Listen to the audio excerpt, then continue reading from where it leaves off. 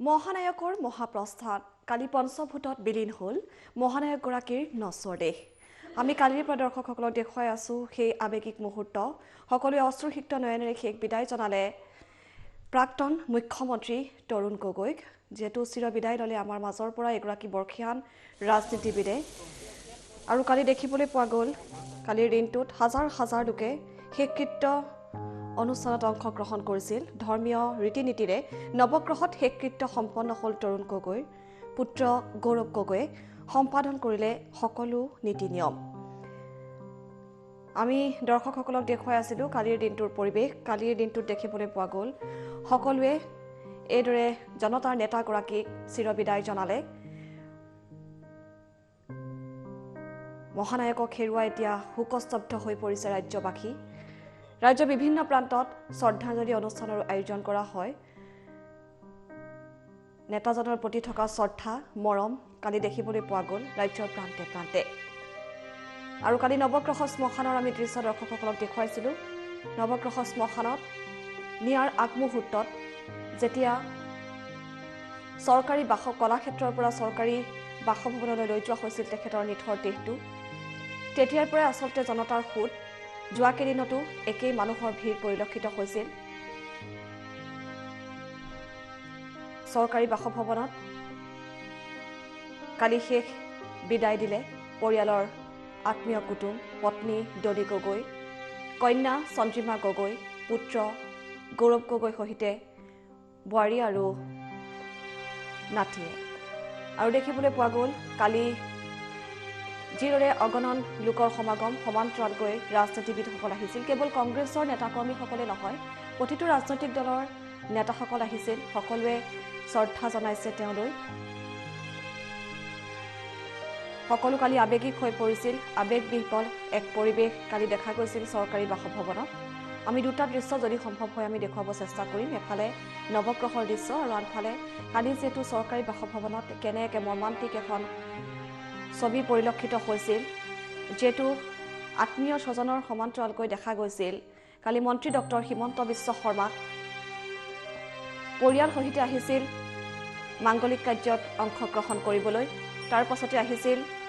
প্ৰদেশ কংগ্ৰেছৰ তত্ত্বাৱধায়ক জিতেন্দ্ৰ সিং তেওঁ কালি সেই অনুষ্ঠানত অংশগ্ৰহণ কৰিছিল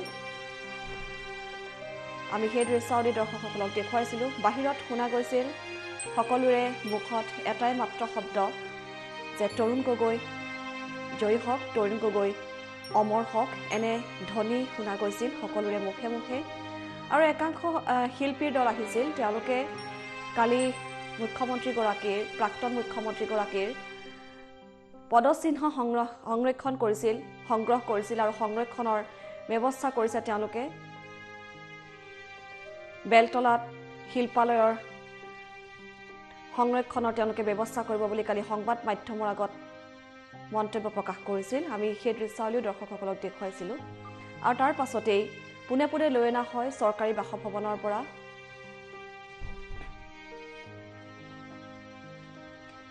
গীৰ্জালৈ ৰূপনগৰৰ গীৰ্জালৈ লৈ অনা হৈছিল তাতো যথেষ্ট সংখ্যক লোকৰ সমাগম পৰিলক্ষিত হৈছিল আৰু ৰূপনগৰৰ গীৰ্জাত কিছু সময় আচলতে থকাৰ পাছতেই লৈ অনা হয় জুৰোডৰ নামঘৰলৈ জুৰোডৰ নামঘৰত প্ৰণিপাত জনাইছিল আৰু অজস্ৰ লোক মহানগৰীৰ কালি পৰিৱেশ সঁচাই আচলতে যথেষ্ট সংখ্যক লোকৰ সমাৱেশ পৰিলক্ষিত হৈছিল পুৱাৰ আমি দৃশ্য দৰ্শকসকলক দেখুৱাইছিলো জুৰোডৰ পৰিৱেশ আমি দেখুৱাইছিলো জুৰোডত যথেষ্ট সংখ্যক ভিৰ হৈছিল কালি আৰু সকলোৰে প্ৰিয় নেতাজনক কিদৰে শ্ৰদ্ধা জনাইছিল কিদৰে মৰম যাচিছিল কালিৰ দিনটোত পৰিলক্ষিত হৈছিল আৰু জুৰোডৰ সেই নামঘৰৰ পৰা বিদায় লোৱাৰ পাছত পুনে পুনে আহিছিল তেখেতৰ স্বৰ্গৰথৰ যিখন বাহন সেয়া আগবাঢ়িছিল আমবাৰীৰ বুঢ়া মছজিদ অভিমুখে পদপথত থকা যিসকল লোক সকলোৱে দূৰৰ পৰা শ্ৰদ্ধা জনাইছিল প্ৰণাম যাচিছিল অশ্ৰুসিক্ত নয়নেৰে শেষ বিদায় জনাইছিল প্ৰিয় নেতাগৰাকীক চাওক এইদৰে ঘৰৰ ওপৰৰ পৰা ছাতৰ ওপৰৰ পৰা যদি একাংশই চাইছে একাংশই ৰাস্তাৰ কাষত থকা দোকানৰ কাষত এনেদৰে পদপথত ৰৈ দূৰৰ পৰাই এপাহি ফুল ছটিয়াইছে যদি কোনোৱে মোবাইলত সংগ্ৰহ কৰিছে এই বিৰল মুহূৰ্তৰ চিন আৰু এনেদৰে চিৰ বিদায় জনাইছে জনতাৰ প্ৰিয় নেতাগৰাকী এক অভূতপূৰ্ব পৰিৱেশ কালিৰ দিনটোত পৰিলক্ষিত হ'ল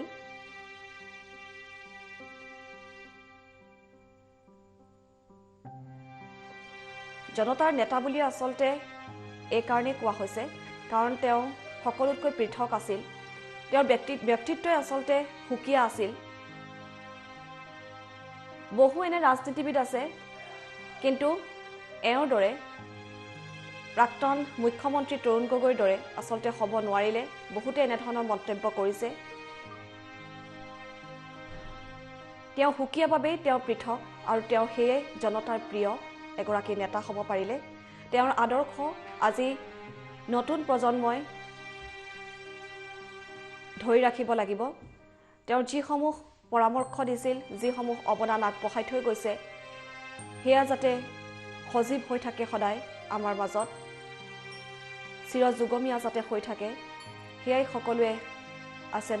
আচলতে মনে প্ৰাণে আহ্বান কৰিছে আমি দেখুৱাই আছো সেইসমূহ দৃশ্য এয়া প্ৰত্যক্ষ কৰিছে উৰণীয়া সেতুৰ ওপৰেৰে যিদৰে বাহন আগবাঢ়িছিল পাছে পাছে সংগ দিছিল অগণন গুণগ্ৰাহীয়ে আৰু বুঢ়া মছজিদ পোৱাৰ পাছত তাতো দোৱা কৰা হয় তাৰ পাছতে লৈ যোৱা হয় উগ্ৰতাৰা দেৱালয়তো অগণন লোকৰ সমাগম ভাবিব নোৱাৰা এটা পৰিৱেশ কালিৰ দিনটোত দেখা যায় নেগৰা নামৰো আয়োজন কৰা হৈছিল গায়ন বায়ন খুলেৰে আদৰণি জনোৱা হয় সেই দৃশ্যাংশ আমি কালি দৰ্শকক দেখুৱাইছিলোঁ আৰু এনেদৰে উগ্ৰতাৰা দেৱালয়ৰ পৰা পোনে পোনে লৈ অনা হয় নৱগ্ৰহ শ্মশানলৈ নৱগ্ৰহ শ্মশানতেই কালি অন্ত্যেষ্টিক্ৰিয়া সম্পন্ন হয় ৰাষ্ট্ৰীয় মৰ্যাদাৰে সম্পন্ন হয় অন্ত্যেষ্টিক্ৰিয়া 21টাকৈ টুপধ্বনি দিছিল কালি আমি দৃশ্যাংশ যদি সম্ভৱ হয় কালিৰ নৱগ্ৰহৰ সেই পৰিৱেশটো আমি দেখুৱাবলৈ চেষ্টা কৰিম নৱগ্ৰহৰ শ্মশানৰ সেয়া পৰিৱেশ সেয়া প্ৰত্যক্ষ কৰিছে 21টাকৈ টুপধ্বনি এদৰে দিয়া হৈছিল আৰু এইদৰে ৰাষ্ট্ৰীয় মৰ্যাদাৰে শেষকৃত্য সম্পন্ন হ'ল কালিৰ জনতাৰ প্ৰিয় নেতাগৰাকী এইদৰে চিৰ বিদায় জনালে অগণন গুণমুগ্ধই ধৰ্মীয় ৰীতি নীতিৰে নৱগ্ৰহ শ্মশানতেই সম্পন্ন হয় তৰুণ গগৈদেৱৰ অন্ত্যেষ্টিক্ৰিয়া কালি সম্পন্ন হৈ গ'ল আমি প্ৰিয়দাংশ দৰ্শকসকলক এই মুহূৰ্তত আগবঢ়াইছোঁ